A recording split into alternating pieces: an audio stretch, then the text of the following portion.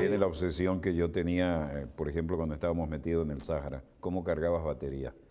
¿Te racionaban la electricidad en las últimas veces? Aprovechando las pocas horas que teníamos en el Rixos de electricidad y tratando de hacer nuestras transmisiones precisas y aprovechar al tiempo máximo todas las reservas, tanto alimenticias como las baterías, y tratar de asimismo resguardar nuestra vida, ya que teníamos ese temor y la incertidumbre de qué estaba pasando en las afueras de Trípoli, y en el momento igual que nosotros quedamos ya en el hotel, en el Rixos.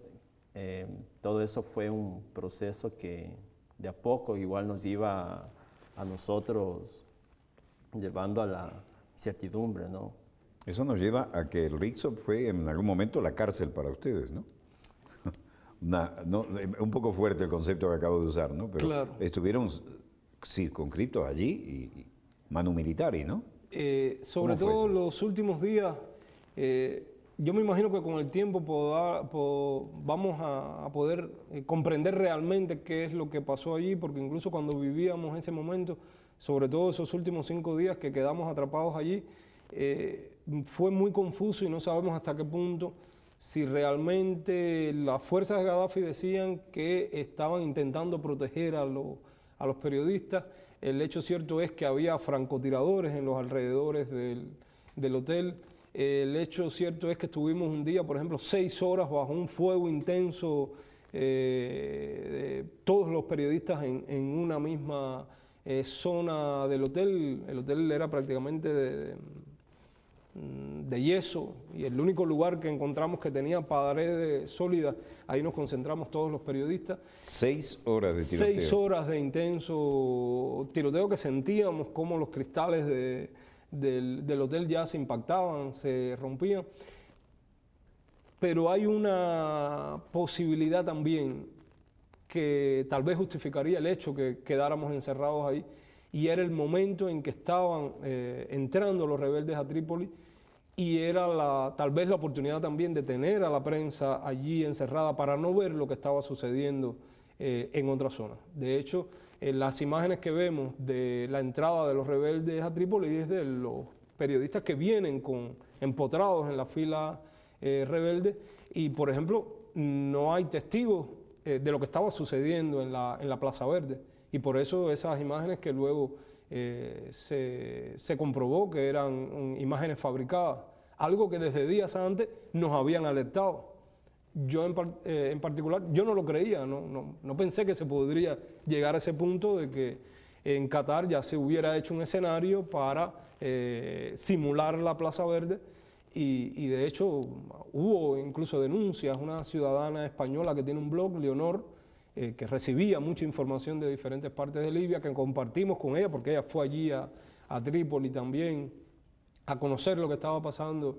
Ella tenía información de primera mano y lo había denunciado también, nos había alertado. Claro, cuando ustedes estuvieron en la Plaza Verde, ustedes tienen la evidencia de que sí era falsificado eso, porque evidentemente si faltan palmeras, si faltan determinados adornos de la arquitectura. No, incluso había en esos primeros informes, ya durante los últimos días se había empezado a montar una estructura de hierro en la Plaza Verde para la celebración del 1 de septiembre de la Revolución Verde, y no aparecía esa estructura. Obviamente esa no la sabían allá en Qatar, ¿no? Esa no la tenían previsto, como no tuvieron la precaución de esos detalles que tenían marquetería, la marquetería de la parte de la entrada a la Medina, a la zona vieja de la ciudad. No tuvieron en cuenta esos detalles, y se comprobó muy fácilmente que esas imágenes habían sido fabricadas, como ha sido fabricada la mayor parte de la información proveniente de Libia desde el inicio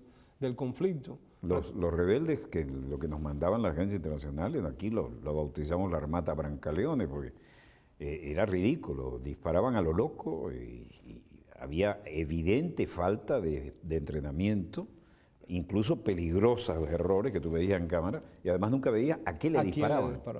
La pregunta era, ¿a qué le disparan? No había forma de... Y ahí ustedes alcanzaron a captar infiltraciones de parte de comandos y de mercenarios especializados de parte de las potencias interesadas. Bueno,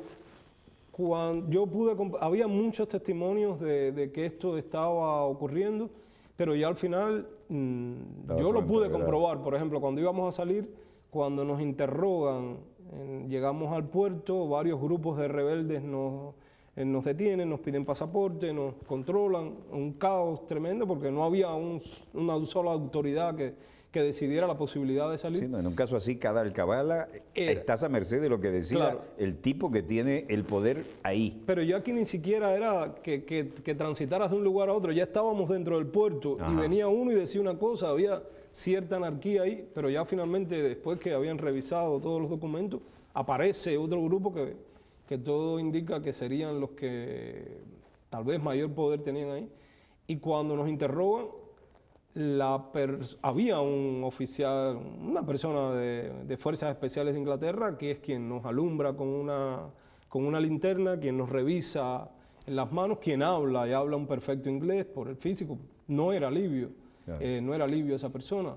En el barco en el que salimos, a mí me habían hablado venían dos italianos que me hablaban que eran de compañías privadas de seguridad.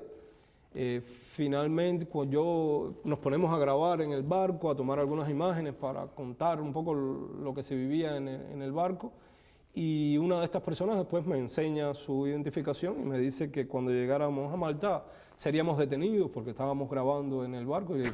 ¿Y por qué? ¿Y quién es usted para...? Y además de qué bandera el barco. ¿Y por qué? Dice, no, van a ir detenidos porque me grabaron. Ni me había fijado en usted porque, bueno, en fin, eran dos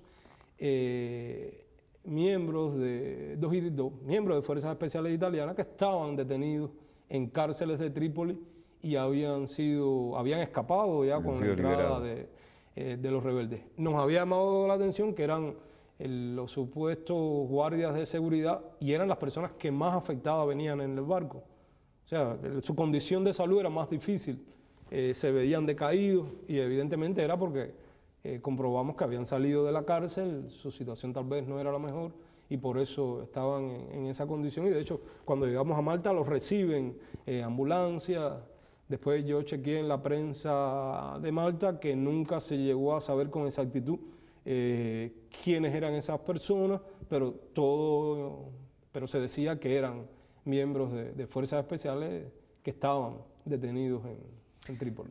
Tú me dijiste que el barquito en el que salieron tenía una capacidad teórica de 14 o 15 personas. Sí, 14 personas. ¿Y cuántos iban? Iban 52, íbamos 52. ¿51? 52. Entre ellos estaban 4 periodistas italianos también, 2 de Corriere della Sera y 2 de La Stampa, que habían tratado de entrar a Trípoli días antes y fueron secuestrados. El conductor que los trasladaba a ellos fue asesinado y bueno, ellos se regresaron en la primera oportunidad que tuvieron. Telesur ya tenía la intención de renovar, de cambiar, de hacer un relevo en el equipo y esto se vio interrumpido precisamente por... Esto que estamos viendo por casualidad son las imágenes del barco. Exacto, ese es el barco, el momento en que estamos abordando el barco en la noche. Se hizo tarde en la noche porque por el tema de los controles, la revisión de las listas de las personas que iban a salir en este barco. A mí lo que me llama la atención, por alguna experiencia en los frentes de guerra, es lo desafiante de la actitud de Libia, ¿no? Porque los están bombardeando y no apagan las luces. Siempre están con las luces encendidas. Aquí estamos y aquí seguimos. Ante un bombardeo, hoy en día la electrónica te permite ser específico sin necesidad de tener las luces como referencia.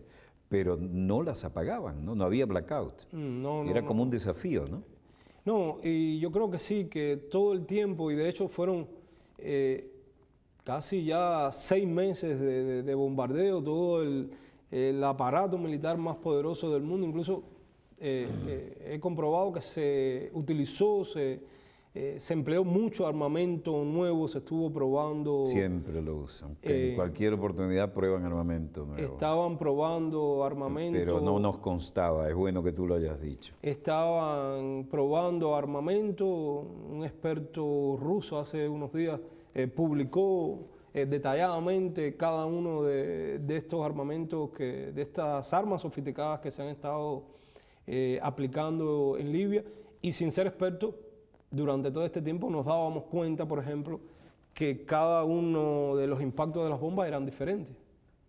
Por vibración, por No la solo- onda sísmica, por la acústica. Por la acústica, pero también por el efecto.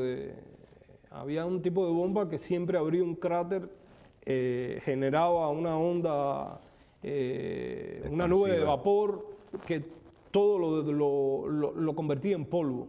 No quemaba, por ejemplo, el tejido.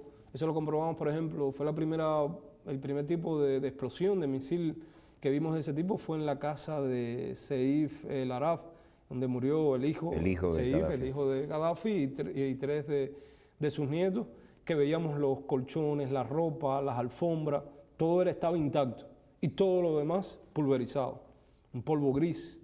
En otros lugares veíamos que se derretía todo, se derretía. Otros lugares era Que lo incendiaba. lo todo incendiaba, lo quemaba todo. Otros lugares le abría como orificio, todo estaba perforado. Y eso nos hacía, son bombas diferentes. Absolutamente. ¿Qué tipo de bomba cayó acá? Y otra cosa que ya después al final nos percatábamos, porque nosotros nos conectábamos, nos comunicábamos con diferentes puntos de la ciudad para saber en qué zona era que estaban bombardeando y si se sentía hasta dónde llegaba el sonido para tener una idea exacta de dónde se estaba bombardeando. Y los últimos días teníamos reportes de diferentes puntos de la ciudad que se sentía con igual intensidad y no lográbamos comprender si era que estaban bombardeando en tantos lugares y era que eran ya bombas sónicas. Era El efecto agonizar a la gente con el psicológico. sonido, el efecto psicológico. Y eran maniobras que hacían los aviones y hacían un ruido y un estallido igual o peor al que provocaban las bombas. Si rompen la barrera del sonido, tú oyes bom, bom, Bom, bom. dos seguidos, ¿no? Terrible. Y después cuando vuelven a volverse, cuando bajan a subsónico también te hacen bom, bom. Pero cuando estás debajo es impresionante. El que lo ha vivido no lo olvida. Y no solo eso, que eran bombardeos no solo contra objetivos militares, que muy temprano, al menos en Trípoli, y fue reconocido por la propia OTAN, ya no había objetivo por bombardear. O sea, ya no tenían supuestos objetivos. Y empiezan a bombardear universidades. Por ahí creo que tenemos Vamos a mostrar algún eso. video Vamos a hacer una breve pausa ahora y volvemos de inmediato con el testimonio vivencial, un absoluto privilegio que tenemos aquí, los compañeros que están llegando del frente de guerra en Libia. Muchas preguntas todavía, pero breve corte y volvemos con más acontecimientos en pleno desarrollo.